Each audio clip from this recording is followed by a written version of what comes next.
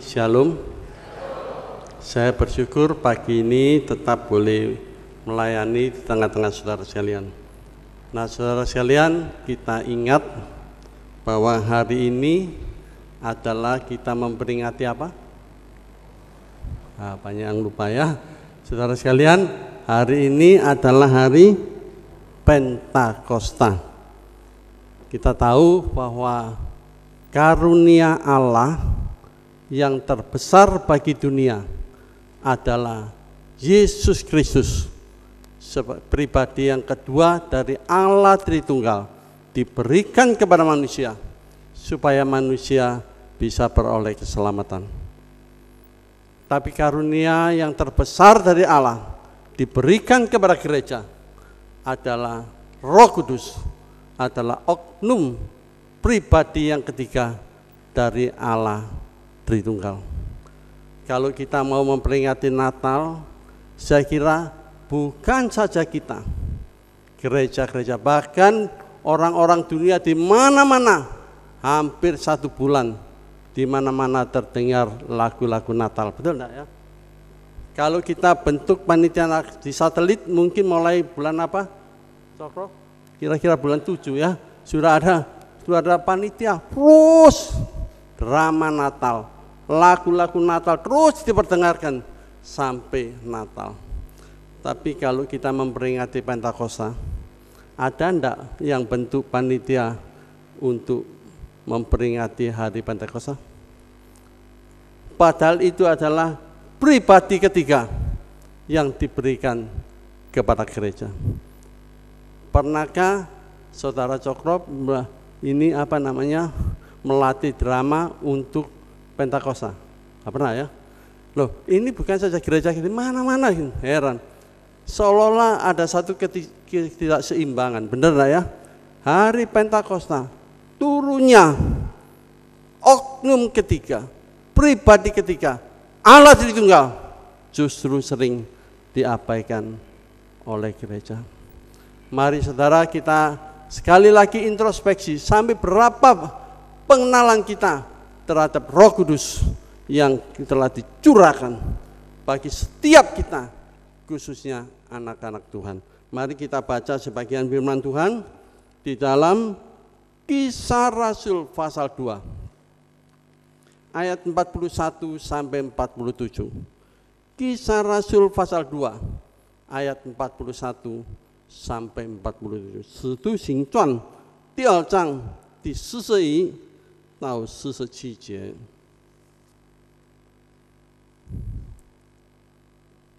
Saya baca ayat 41, Bapak Ibu Saudara sekalian baca 42, kita baca sampai ayat yang ke-47, kita baca bersama-sama. Orang-orang yang menerima perkataannya itu memberi diri dibaptis, dan pada hari itu jumlah mereka bertambah kira-kira 3.000 jiwa.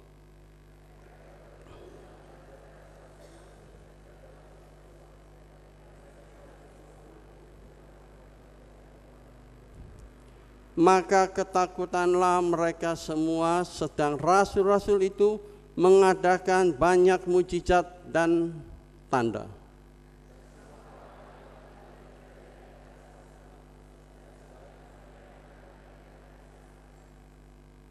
Dan selalu ada dari mereka yang menjual harta miliknya, lalu membagi-bagikannya kepada semua orang sesuai dengan keperluan masing-masing.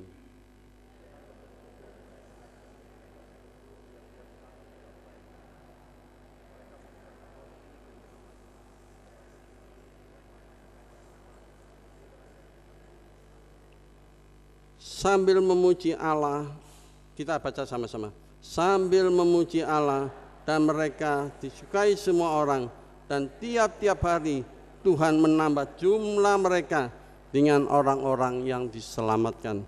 Saya ulangi di dalam ayat 41 dan 42. Saudara perhatikan, orang-orang yang menerima perkataannya itu memberi dirinya dibaptis. Pada hari itu jumlah mereka bertambah kira-kira 3.000 jiwa. mereka bertekun pengajaran para rasul dalam persekutuan, dan mereka selalu berkumpul untuk memecah roti dan berdoa. Hari ini tema kita adalah semangat jemaat yang mula-mula. Dalam 2 ayat ini dikemukakan yang pertama, semangat setelah Roh Kudus turun adalah pemberitaan Injil. Banyak orang yang diselamatkan. Yang kedua, mereka punya bertekun di dalam pengajaran rasul, bertekun untuk memegang firman Tuhan. Yang ketiga, mereka bersekutu, senantiasa memecah roti, senantiasa mengenang akan pengorbanan dari Kristus. Yang keempat adalah mereka selalu berdoa. Ini yang akan kita renungkan pada pagi ini. Mari kita berdoa. Bapa, kiranya Engkau mencerai setiap kami supaya kami mengerti firman-Mu dan kami diberi kekuatan untuk menjalankan firman Tuhan di dalam setiap aspek kehidupan kami. Urapi hamba-Mu, beri kerendahan hati untuk bisa menyalurkan firman Tuhan, dan Roh Kudus bekerja di tengah-tengah kami. Dengarlah doa kami, di dalam nama Tuhan Yesus kami telah berdoa. Amin.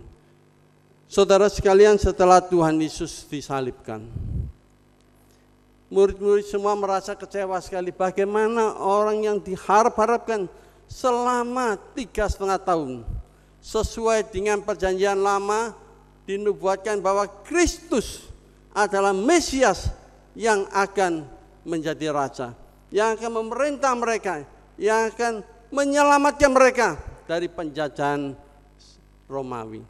Tapi ternyata Yesus yang diharap-harapkan itu telah disalibkan. Mereka takut, mereka gentar, mereka kecewa.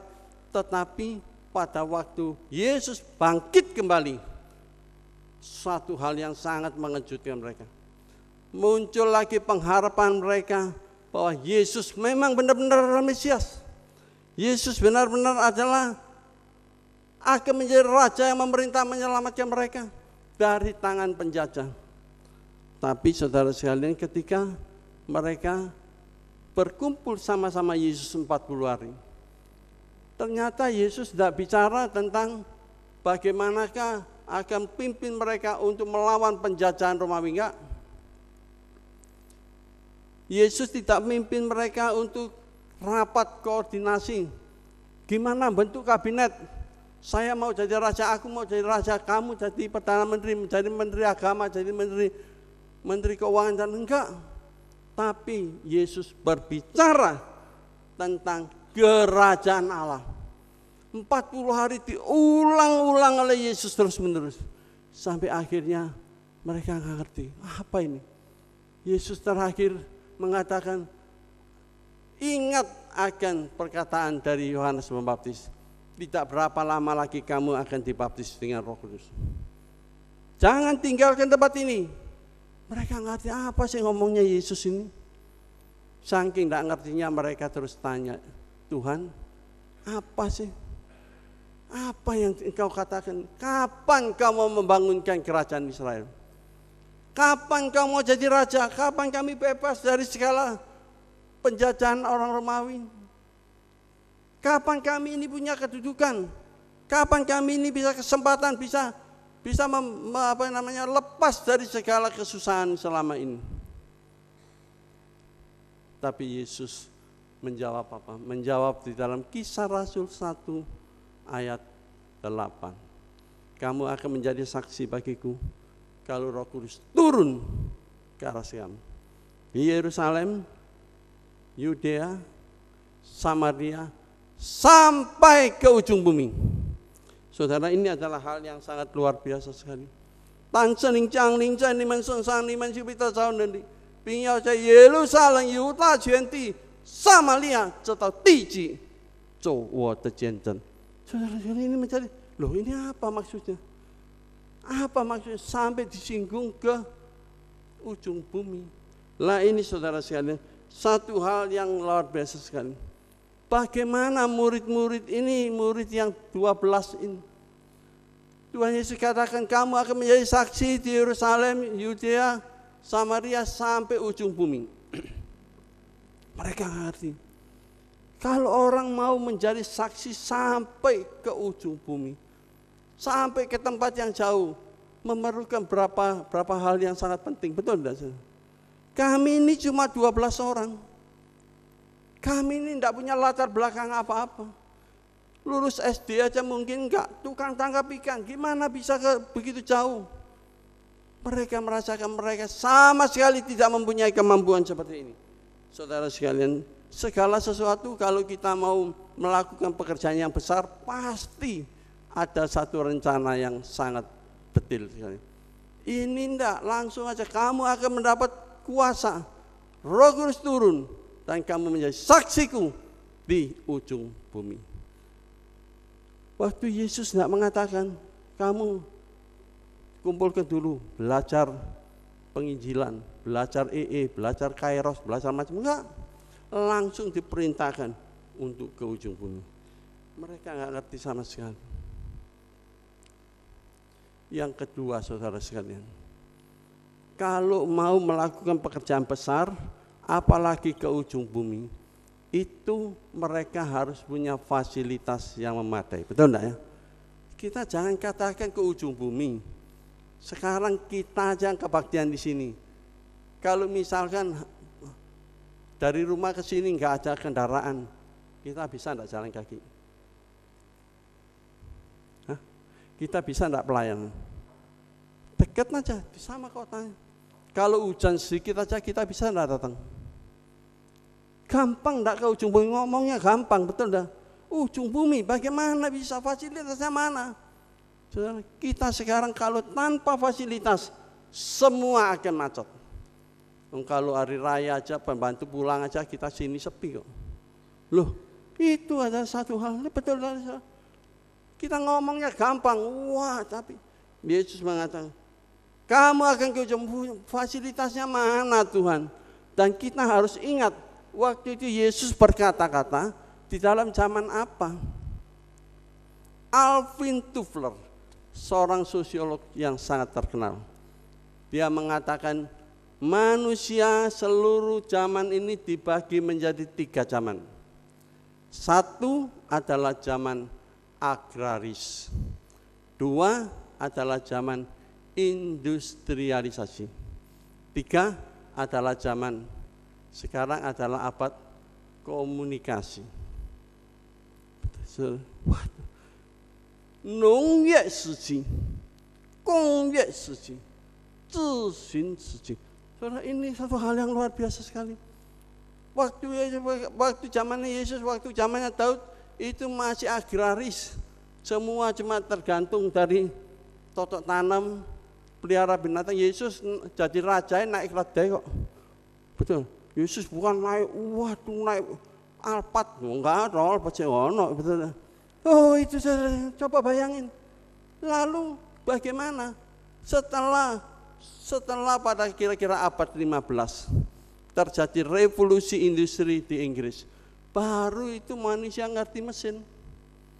Baru waktu itu memungkinkan ada kendaraan. Sekarang naik pesawat sekarang gampang, ke Amerika cuma 20 jam bisa sampai. Nah dulu itu loh, mereka harus naik keledai, mereka harus naik kuda, paling-paling onta, nyebrang padang pasir. Gimana mau ke ujung bumi? Loh Yesus ini ngimpi apa ini? Ngomong harus ke ujung bumi. Fasilitas sama sekali tidak memadai. Saudara sekalian, kita sekarang sering bicara tentang manajemen. Segala sesuatu harus rapat, segala sesuatu harus diputuskan. Ya benar. Program, wah kalau kita rapat program berapa bulan? Berapa program? Wah saudara sekalian, semua harus teliti. Ada jangka panjang, ada jangka pendek, ada macam-macam. Yesus enggak berangkat toh ke ujung bumi. Saudara sekalian, manajemennya Yesus gak karu-karuan. Saya kasih tahu, karena apa? Yesus pimpin murid-muridnya cuma 12. 12 orang ini, nah kita mau pemilihan majelis, betul nah? Wah jauh-jauh hari sudah, wah macam-macam fotonya ditampilkan nanti doakan. Yesus enggak langsung, pilih gitu. Sampai Yesus mau naik ke atas salib. Di antara 12 murid itu enggak tahu siapa yang jadi ketua. Gitu loh. Maka itu di dalam Lukas 22 mereka ribut debat siapa yang jadi ketua ini. Siapa yang jadi ribut? Wes ribut itu. Kamu kalau mau jadi ketua, jadi pelayan, itu Yesus. Yesus enggak pilih, enggak dibagi-bagi gini. Tapi Yesus bilang, berangkat ke ujung bumi. Enggak pakai manajemen. Ini adalah hal yang sangat luar biasa sekali. Kalau kita perhatikan sungguh-sungguh, ternyata fasilitas tidak memadai. Secara organisasi sama sekali tidak memadai. Secara SDM juga tidak memadai. Sekarang kita bicara tentang dana. Saudara, di mana-mana kita mau melakukan semua pekerjaan yang besar, harus ada dananya. Betul enggak ya? Kalau kita rapat program, cek terakhir anggarannya piro rek, anggarannya yo bu gampang-gampang tuh anggarannya berapa? Kalau ini besar cut gitu kan, betul enggak? Anggaran harus berimbang, enggak gitu. Lah fungsinya piro, sing dikeluarna berapa ini? Waduh. Loh saudara sekalian, Yesus enggak bicara tentang dana. Waktu mau Yesus bilang berangkat ke ujung bumi. Yesus nak ngomong, nggak apa-apa lah, depositoku di BCA masih banyak kok, kamu masih bisa. Nah, Yesus sepanjang hidupnya, saudara tahu, nggak punya dana sama sekali. Kalau kita belajar tentang riwayat Yesus, kita sungguh-sungguh bisa mengalirkan air mata. Yesus mengabarkan Injil, nggak punya dana. Kas mungkin nggak banyak, kas sudah nggak banyak, masih dikorupsi oleh Yudas. Kan gitu ceritanya. Betul enggak saudara? Satu hari Yesus, murid-murid tanya, kita mau bayar pajak enggak? Yesus bilang bayar. Duitnya mana Yesus? Tuhan, duitnya mana? Yesus kasih tahu Petrus, mancing dapat ikan, nanti ada 1 koin, bayarnya pajak. Loh, mau bayar pajak kan gitu. Loh ya apa Yesus? Betul enggak? Gak punya apa-apa. Dikatakan di dalam Alkitab, Yesus menginjili, Yesus mengajar 3,5 tahun. Didukung oleh perempuan-perempuan yang mengasihi dia, dimasak, dikasih mereka uang belanja, dihemat-hemat, dukung Yesus. Matthew Henry mengatakan,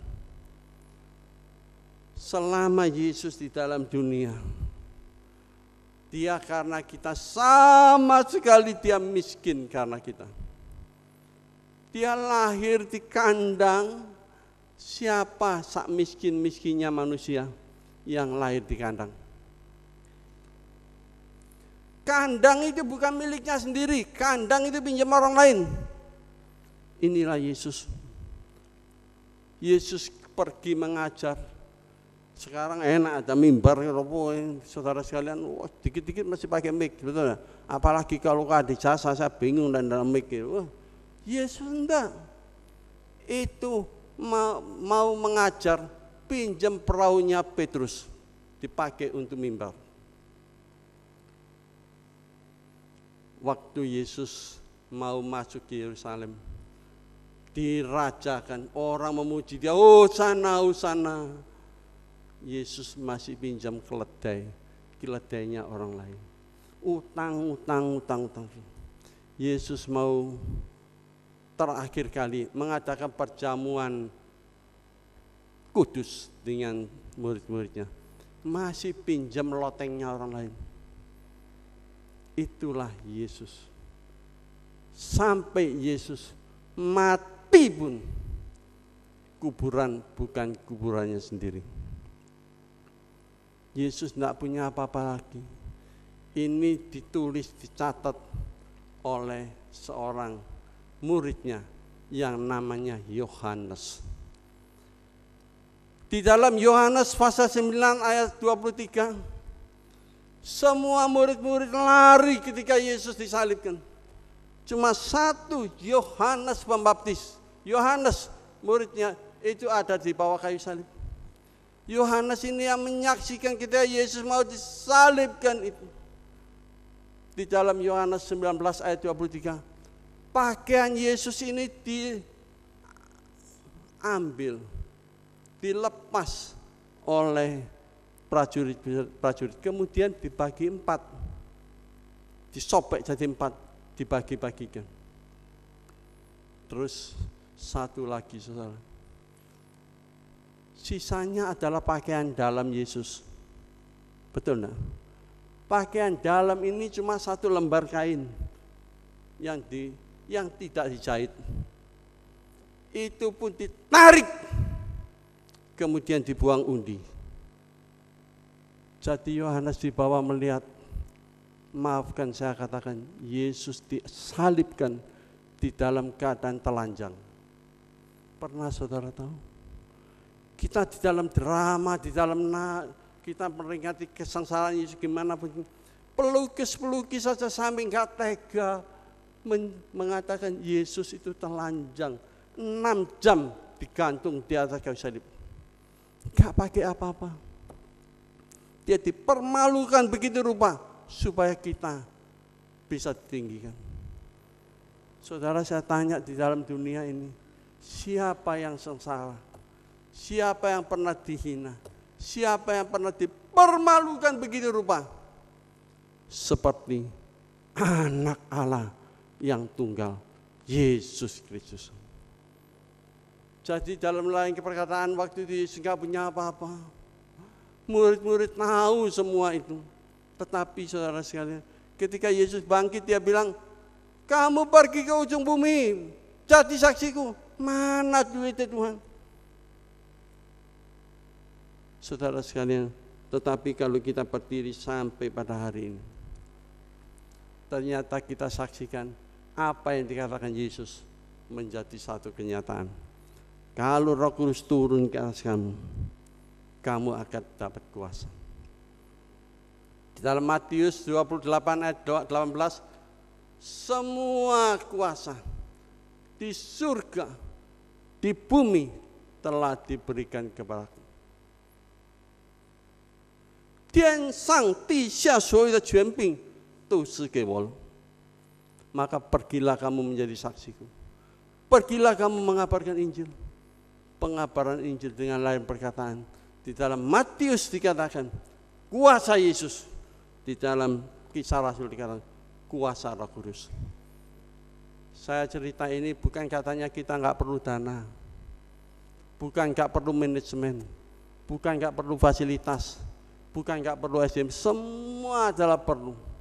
Tetapi tanpa Roh Kudus semua akan sia-sia. Amin.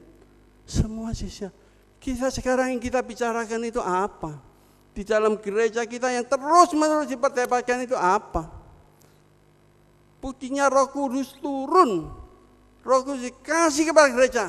Wong kita lupa kok. Kita bingung SDM,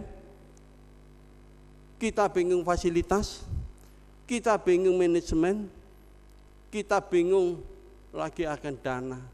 Tetapi yang paling penting telah kita abaikan sama sekali. Yesus perintahkan kamu akan menjadi saksi bagiku, memberitakan Injil dengan kuasa Roh Kudus. Saudara sekalian, saya tanya saudara, berapa banyak kita telah melaksanakan perintah Tuhan? Kita gampang secara lip service, slogan kita penginjilan, tapi benar-benar yang kita laksanakan ada berapa? Gereja kita maju terus. Saya mengembalakan di sini 11 tahun lebih. Anggota dari 400 sampai 800. Tapi saya jujur kepada saudara, kalau sungguh diteliti, benar-benar karena penginjilan saya, enggak sampai 10%. Mengerti saudara-saudara? Maka telah banyak, kadang-kadang saya merasa malu. Saya malu Tuhan, benar-benar. Ini gereja tambah terus itu bukan karena penginjilan, karena lokasinya bagus. Di dalam teori pertumbuhan gereja, satu karena natural. Wow, jemaat anaknya banyak, anaknya 12, 10 ya KB melo. Ini gampang ya, natural. Sekarang saya anjurkan jemaat satelit bu KB, jangan KB, jangan keluarga ya betul. KB boleh keluarga besar ya, anaknya banyak. Ini sekolah minggu pasti penuh, otomatis. Betul enggak? Yang kedua karena perpindahan. Pindah dari sini sana di mana-mana gerai, wah. Orang Tionghoa bilang liu to mungsing hantak. Mas. Jadi kalau gua sama, wah, maka mereka punya macam-macam cara gereja-gereja menarik supaya orang lain mau kebaktian di sini. Orangnya banyak. Waduh, Roh Kudus bekerja. Yesus bilang enggak. Kalau Roh Kudus bekerja itu kamu menginjili. Yang ketiga karena penginjilan. Kita introspeksi berapa banyak itu yang kita lakukan. Kita katanya nanti bulan depan, bulan Agustus, bulan misi. Bulan misi terus berlangsung. Bulan misi pertama ada di satelit. Waktu saya masuk di sini pertama kali, saya usulkan bulan misi sampai sekarang. Tapi begitu sudah 13-14 tahun lalu apa hasilnya? Apakah cukup cuma pelayanan misi gini? Tapi jemaat tidak ada beban untuk menginjili. Tidak ada beban untuk benar-benar melaksanakan amanat agung. Ini yang akan kita pertanggungjawabkan di hadapan Tuhan. Bukan gereja pribadi. Kita menginjili berapa orang? Kita bawa orang berapa? Wah, saudara sekalian, itu adalah sangat sulit sekali. Saya merasakan kalau waktu saya pelayanan di Samudra, kalau ada orang baru satu, aduh rasanya sukacita setengah mati. Ada orang yang diinjili bisa masuk. Saudara sekalian, Tuhan bekerja di tengah-tengah kita. Roh Kudus sudah dikaruniakan kepada gereja. Kita diberi kekuatan untuk mengabarkan Injil. Sudahkah hal ini kita jalankan? Yang kedua, semangat bukan saja semangat pengabaran Injil. Yang kedua dikatakan mereka bertekun di dalam pengajaran Rasul. Mereka bertekun di dalam pengajaran Hengsing Zunso Sedu de Jiaoxin. Mereka sangat bertekun pengajaran rasul-rasul. Karena rasul-rasul itu sendiri yang langsung dengar dari Tuhan Yesus. Yang langsung dengar dari Allah Tritunggal pribadi yang kedua. Itu yang terus dipegang oleh jemaat Tuhan pada saat itu. Saudara sekalian, itu hal yang tidak gampang.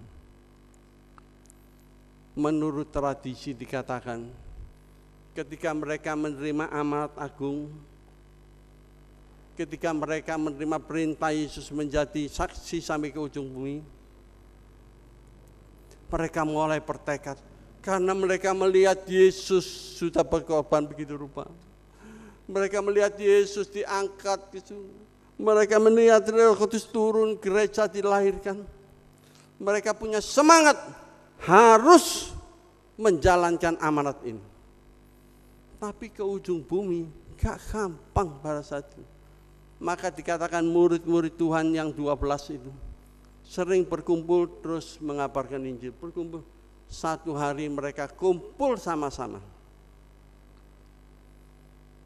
Mereka punya satu feeling, kita kumpul pada hari ini mungkin tidak akan ketemu selama-lamanya waktu kita berada di dalam dunia. Begitu kita pergi, aniaya, kesusahan, penderitaan akan menimpa. Maka waktu mereka kumpul sama-sama, mereka merundingkan satu hal. Apa yang harus kita tinggalkan, wariskan kepada gereja pada masa yang akan datang? Saudara tahu ketika zaman rasul-rasul, 12 rasul semua mati bagi Tuhan. Yang pertama Yakobus dipancung kepalanya. Kemudian Matius dipancung kepala, Matias dirajam batu, dipancung juga kepalanya. Thomas ditusuk dengan tombak. Andreas disalibkan. Itu Petrus disalib terbalik. Semua Satu yang terakhir, Yohanes. Yohanes itu diambil, waktu itu mau dibunuh, mau disiksa, kemudian dilempar ke dalam satu wajan yang besar, diisi minyak yang panas, mau digoreng. Goreng nggak goreng pisang, goreng orang. Goreng. Tapi usianya sudah lanjut, orang nggak mentolo, ini tuai kayak apa ya? Le ayam goreng sih enak, ya apa ini? Terus dilepas, akhirnya dibuang ke Patmos. Itu Yohanes. Saudara, mereka sadar kami tidak akan ketemu lagi, maka mereka komit. Kalau gitu apa yang kita tinggalkan? Satu orang mengucapkan satu kalimat yang berarti tiap kalimat itu mereka siap dibayar dengan harga. Nyawanya sekalipun dipertaruhkan di kalimat itu. Maka itu tersusunlah 12 poin yang selalu kita ucapkan sebagai pengakuan iman rasuli. Saudara kira gampang mengaku aku percaya kepada Allah Bapa yang Maha Kuasa, gampang. Tapi sebenarnya setiap kalimat itu telah dibayar dengan harga yang sangat mahal. Maka kalau kita mengucapkan pengakuan iman rasuli, saya minta kita mesti sungguh-sungguh menghayati kembali pengajaran yang murni yang diberikan kepada kita sekalian. Aku percaya kepada Allah. Allah ini siapa? Bapa yang Maha Kuasa. Jangan sembarangan, aku percaya kepada Allah Bapa yang Maha Kuasa, ngantuk-ngantuk lagi. Jangan. Sungguh-sungguh, karena tiap kalimat itu mengandung makna yang sangat dalam sekali.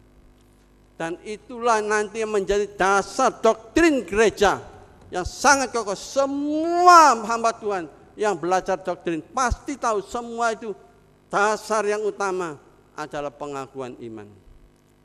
Pengakuan 12 rasul, maka disebut pengakuan iman rasuli. Yang terus kita ucapkan tiap kebaktian, tiap kali kita mengingat kembali. Bukan sekedar cuma ngomong, tapi sungguh-sungguh kita hayati. Pengajaran inilah yang harus kita pegang sampai kita berjumpa dengan Tuhan. Yang ketiga, mereka kumpul sama-sama memecah roti. Saudara, ini adalah satu pengembalaan. Di dalam perjanjian lama ada 2 macam sakramen. Sakramen yang pertama adalah sunat, menyatakan Allah mengikat perjanjian dengan manusia. Engkau masuk di dalam perjanjianku sampai selama-lamanya. Yang kedua adalah perjamuan Paskah, mengingat bagaimana bangsa Israel dipimpin oleh Tuhan keluar dari Mesir, melewati Laut Merah, dibebaskan dari penjajahan, dari penderitaan di Mesir. Itu diingat terus-menerus. Ketika Yesus mau disalibkan, dikumpulkan murid-muridnya. Yesus yang merubah akan perjamuan Paskah ini menjadi perjamuan kudus, memecah-mecahkan roti. Inilah tubuhku yang diserahkan karena kamu. Perbuatlah ini sebagai satu peringatan akan aku. Inilah darahku yang dicurahkan karena kamu. Ingatlah selalu perjanjian yang telah aku berikan kepadamu. Saudara sekalian, inilah sebabnya di dalam perjanjian baru, sebelum Yesus naik ke surga, dia dirikan perjamuan kudus. Sebelum Yesus naik ke kayu salib, dia dirikan perjamuan kudus. Sebelum Yesus naik ke surga, Yesus memerintahkan supaya baptisan. Baptisan adalah menggantikan sunat di dalam perjanjian lama. Perjamuan kudus adalah menggantikan Paskah di dalam perjanjian lama. Saudara sekalian, ini yang harus selalu kita kenang. Mengenang pengorbanan Tuhan yang luar biasa. Mengenang begitu besar. Siapa kita ini yang bisa masuk di dalam perjanjian Allah?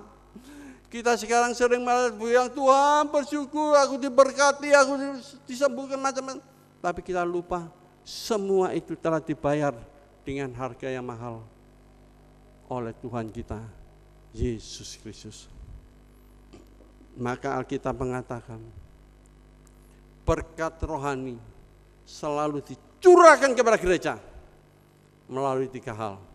Kita nggak sempat bahas ini, tapi saudara catat saja. Yang pertama, berkat Tuhan selalu dicurahkan melalui Roh Kudus. Roh Kudus yang sering kita abaikan, Roh Kudus yang sering kita lupakan itu, ternyata dia adalah satu alat yang dipakai oleh Tuhan mencurahkan berbagai berkat rohani kepada kita. Tak kala kita susah, kita dihibur. Tak kala kita sepi, kita merasakan kita ditemani. Tak kala kita sedih, kita merasa ada orang yang menguatkan kita. Semua itu karena Roh Kudus sebagai roh penghibur, Pao Hui Si, membela kita dalam segala hal. Itulah Roh Kudus. Tapi itu yang sering kita lupakan. Yang kedua, berkat Tuhan dicurahkan kepada gereja melalui firman Tuhan. Maka itu kita terus-menerus harus mendengar firman, belajar firman, baca firman. Melalui firman inilah, karena firman ini diterima langsung oleh Rasul dari Tuhan. Perjanjian lama diwakili Nabi, perjanjian baru diwakili oleh Rasul.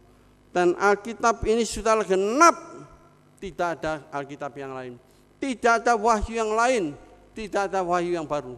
Kalau ada pendeta bilang saya dapat wahyu yang baru, pasti palsu dan pasti bertentangan dengan firman Tuhan. Mengerti saudara? Maka kita jangan gampang-gampang. Kenapa kita harus berpegang pada pengajaran Rasul? Kenapa kita harus terus berpegang pada Alkitab? Kita gampang sekali terima macam-macam. Pokoknya jemaat tambah, pokoknya ini. Saudara, saya kasih tahu, kita harus bertanggung jawab di hadapan Tuhan. Karena masing-masing pengajaran telah dibayar dengan harga yang sangat mahal. Pertanyaannya, apakah harga yang kita bayar untuk membalas cinta Tuhan? Yang keempat adalah berdoa. Kita bicara tentang doa sepertinya terlalu biasa lah, doa apa.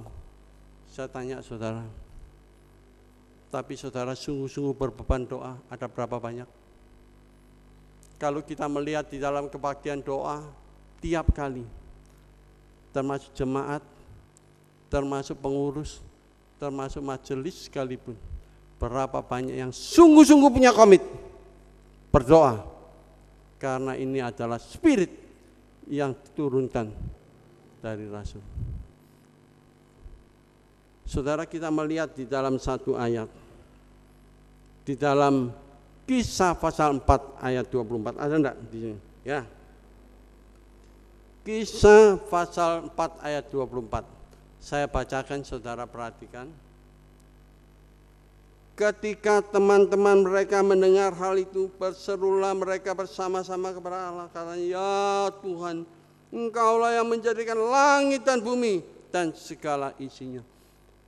Saudara, ini adalah murid-murid berkumpul bersama-sama, berdoa mengatakan kebaktian. Mereka berseru, semua membuka suara berseru kepada Tuhan.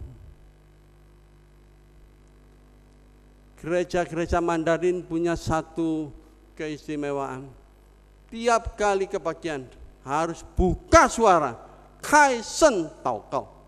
Itu kalau kita di Indonesia. Itu diawali oleh pendeta Johnson tahun 1939 ketika datang ke Surabaya. Di Indonesia, mana-mana Johnson harus buka suara, semua buka suara. Itu adalah nyuntuh di dalam Kisah Rasul 4 ayat 24. Ada orang tanya saya, mana Alkitab? Tidak ada, doa sama-sama Tuhan lah, bingung. Tuhan ini saya bingung, betul nggak? Saya bilang, ya manusia bingung. Tuhan itu adalah Tuhan yang omnipresent. Uso Pucai adalah Tuhan yang maha hadir. Saudara di sini doa sama-sama, di Pacar doa sama-sama, di Jakarta sama-sama, di Amerika sama-sama. Pas hari Minggu, Tuhan, bingung, sitok antri, satu-satu antri kita sampai kapan, betul enggak? Nah, satu kali dapat 1 menit aja saudara nggak kebagian. Semua doa sama-sama. Karena Allah adalah Maha yang kuasa. Allah itu hadir di tengah-tengah kita.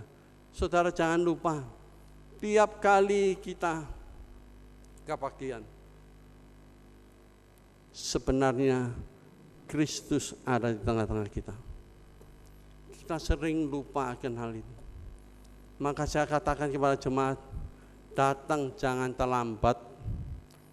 Saudara pikir itu lambat, pokoknya pendeta tidak lihat, pokoknya ini majelis tidak tahu. Saudara tidak. Yesus tahu. Tahu lagi tembus ke dalam hatimu.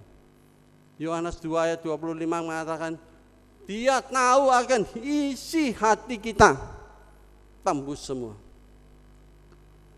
Maka itu kita doa dengan suara keras, gimana pun juga Yesus ada di samping kita. Sayang sekali tadi waktu penginjilan dipimpin doa, yang doa cuma dia tok rasanya. Aku sampai sungkan gak berani doa. Nah, ya, semua diam, tenang. Saudara sekalian, ini firman Tuhan. Spirit di dalam doa, semua merasakan aku punya beban. Mereka memuji nama Tuhan.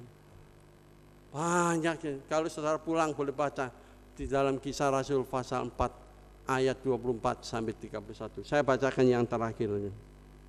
Ayat 31.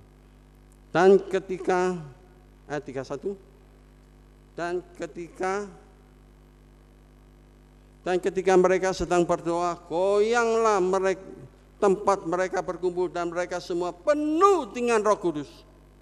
Dan kita baca sama-sama. Mereka memberitakan firman Allah dengan apa? Dengan berani. Saudara enggak berani bersaksi. Saudara enggak berani menginjili, kenapa? Karena tidak dipenuhi Roh Kudus. Dipenuhi Roh Kudus bukan, wah kita glosolalia, kita wah blak sini sana, bukan. Dipenuhi Roh Kudus. Ini firman Tuhan. Mempunyai keberanian untuk menyaksikan Tuhan. Mempunyai keberanian untuk mengabarkan Injil. Mempunyai keberanian untuk berpegang pada firman Tuhan. Walaupun harus dibayar dengan harga yang sangat mahal. Itu spirit jemaat mula-mula. Saya tanya, adakah spirit itu masih di tengah-tengah kita? Satu hari di Amerika ada sepasang suami istri, karena di sana sulit untuk jaga anak. Mereka undang TKW untuk jaga anaknya yang umur 1 tahun. 1 tahun lebih lah kira-kira itu. Suami istri pagi keluar bekerja. Wah, TKW ini bagus sekali. Mungkin dari Filipina atau saya lupa. Wah, sangat cinta pada anaknya. Waduh, sayang ini. Setelah kira-kira 2 bulan dia menjaga anaknya. Tiap pagi suami istri ini mau pergi, data dengan anaknya terus nangis, gak bisa ngomong anaknya. Wabi mau ikut nangis. Loh, waduh, terus TKW bandornya dibawa jalan. Itu hampir terjadi 1 minggu. Terus suaminya pikir, ini ada satu yang tidak beres anak ini. Masa tiap hari, tiap kita mau pergi nangis begitu rupa. Ini ternyata ada apa ini? Dia nggak tahu apa yang dilakukan oleh pembantunya. Maka dia pasang CCTV di ruang tamu, di ruang makan, di mana-mana. Ini TKW-nya nggak ngerti, betul. Ketika sudah berapa hari, dilihat rekamannya, dia kaget sekali. Ternyata TKW ini pura-pura aja. Waktu kasih makan anaknya lama pukul 2, dicubit, dibanting. Anak 1 dibiarkan nangis seharian. Kalau dia mau pulang baru digendong, dipura-pura gitu. Saudara, semua rekaman itu jelas sekali. Lalu wah, papa ini marah sekali, langsung panggil polisi, tangkap dia. Enggak, saya mencintai, sayang. Polisi bilang, duduk, lihat rekamannya. Bisa lari enggak? Enggak bisa lari. Saudara sekalian, kalau manusia bisa gitu, saya kasih tahu saudara, nanti di dalam pengadilan terakhir, kita semua, Tuhan enggak usah pakai jaksa, enggak usah pakai pengacara, duduk di situ, lihat modelmu ini. Tuhan sendirinya terus dibuka no.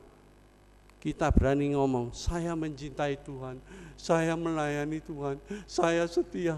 Saudara-saudara, semua akan merasa malu. Rapot doa kita semua merah. Saudara, maka itu kecuali dengan kekuatan dari Roh Kudus kita tidak mampu. Mari mulai hari ini kita sungguh berkata kepada Tuhan, beri kekuatan kepadaku selalu memberitakan Injil, selalu untuk berpegang pada firman, selalu mengenang kasih Tuhan.